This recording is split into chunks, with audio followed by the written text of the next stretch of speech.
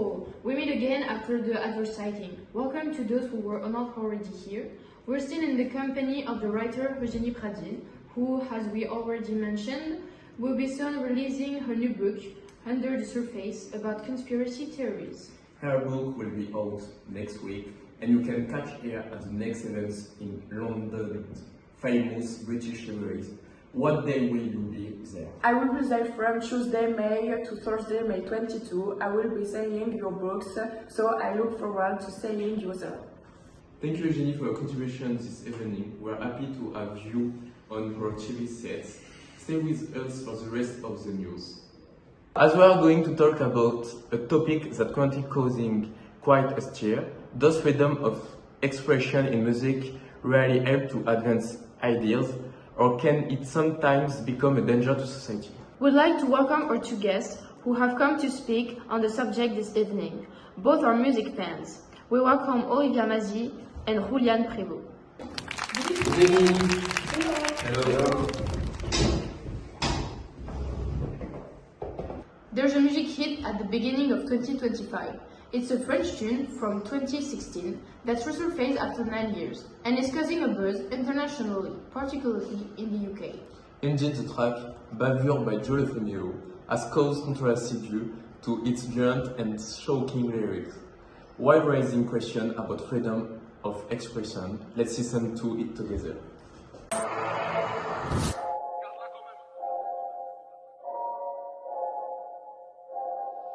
You feel on the beat.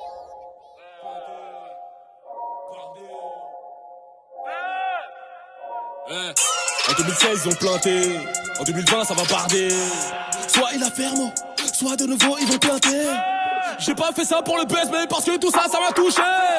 Tout ça m'a rendu nerveux, j'ai tous envie de les coucher. Urgence, urgence, non police assassine. Regarde ce qu'ils ont fait à Zia et des Pouna. Adama et Lamine, c'est quand que ça se termine. La liste est longue mon ami. La vérité blesse, on a voulu m'asphyxier parce que j'ai donné mon avis. This video has had 1,000 views on YouTube. Here are the English lyrics to this new song. Julian Prévost, you're a big fan of rap and you're in favor of freedom expression in the artistic world. What do you think of these lyrics? Do you know the song? Good evening. First of all, thank you for inviting me to be here tonight. Indeed, I know this music. It's a buzz in England and I listen to this music very often. For the lyrics, I think they are good because everyone needs to be able to express themselves and say what they think. Very well, thank you for sharing your point of view with us. So, I'm not going to give the floor to Olivia Mazie, a young woman who doesn't listen to rap music. Can you tell us why? Indeed, I don't listen to rap music because I find that most of the time the lyrics are too violent or vulgar and that they offend the senses. So as far as this music is concerned, I find the lyrics that they are too aggressive and they give a bad image of the public institutions. But if the rapper doesn't express it that way, no one will understand his anger and what he's denouncing. Yes, but he can get his message across more skillfully without using such aggressive words. In this way, the song incites hate against the police.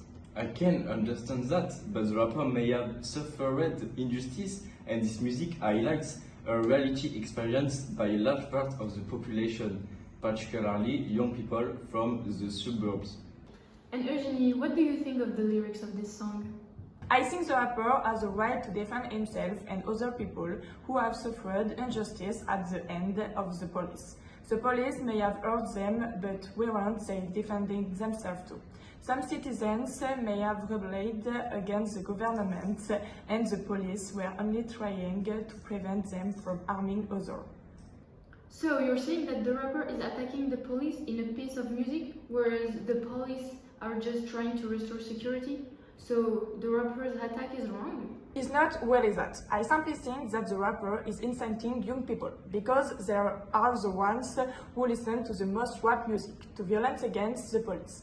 I don't think the rapper has taken into account the point of view of the police either.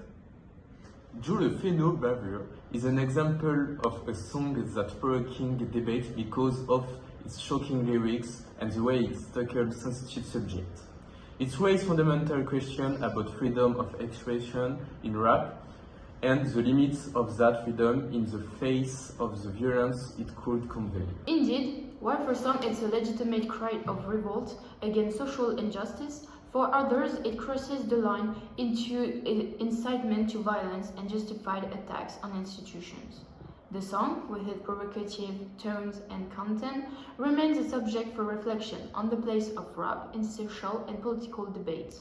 But from a general point of view, what do you think of freedom of expression in rap? Music has always been a powerful tool for conveying ideas and provoking debates. In a world where it influences millions of people, how do you balance freedom of expression with the prevention of hate speech? Freedom of expression is essential in rap. It's a genre where artists can talk about what they're going through and denounce injustices. It's a way for people who don't have a voice to express themselves. Rap has always been a form of revolt, and that's what makes it so important. I understand, but there's a difference between expressing frustration and inciting hate. For example, Booba has created a lot of tension with some of his songs. His lyrics about violence and war between rappers can influence young people in a negative way. Freedom of expression should not justify messages that incite hate. And Eugenie, do you think artists are aware of the impact their words have on young people? First of all, there has always been a debate between the artist's freedom and its social responsibility.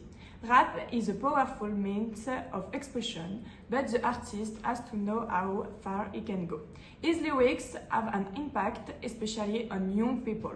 It's important that he is aware of the effect of what he is saying, even if that doesn't mean censoring. Yes, it's a rare dilemma. On the one hand, there's this freedom to talk about whatever you want, but on the other, certain words can be misunderstood. Take Nino, for example.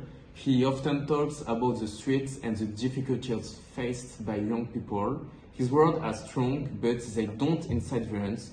Instead, he tries to show the reality of certain lives. And what do you think, Olivia? Even if Nino shows reality, some of his lyrics can reinforce negative stereotypes. You have to be careful not to give the impression that young people from the suburbs are condemned to violence, even if that's not the intention. We need to strike a balance between showing reality and not giving too bleak an image.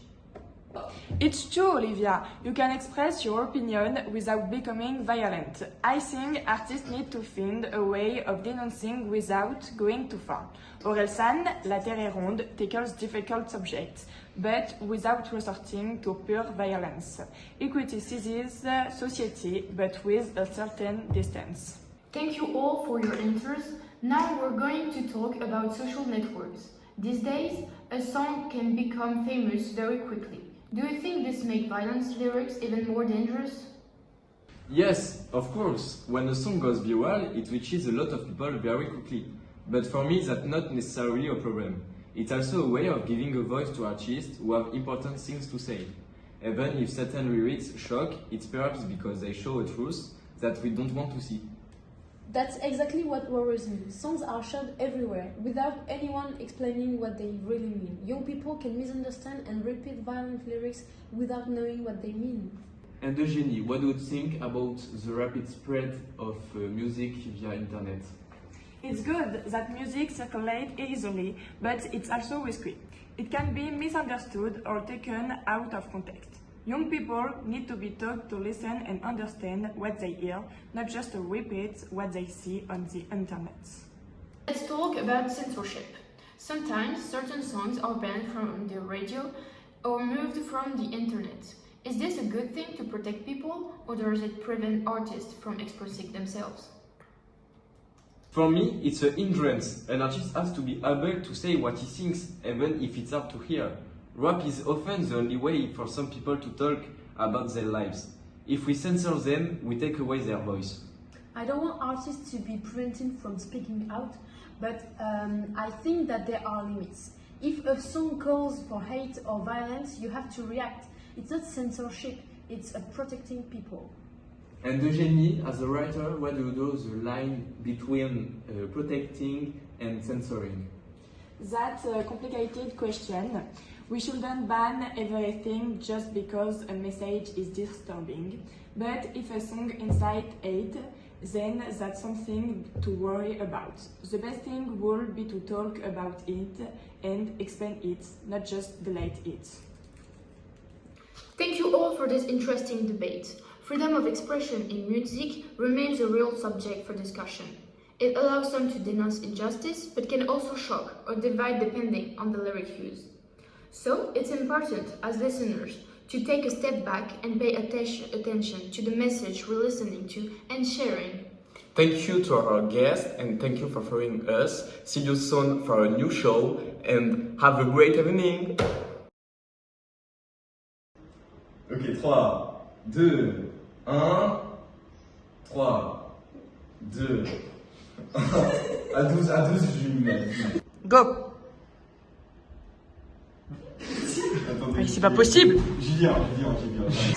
Good evening, first of all. Arrête, tu comprends? Good evening, first of all, thank you.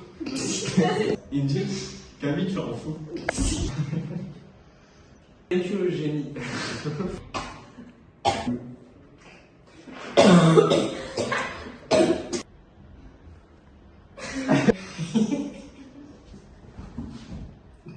The buzz in pourquoi tu me regardes? To be here tonight. Olivia, je te jure, faut pas que tu regardes. Go! J'en peux plus.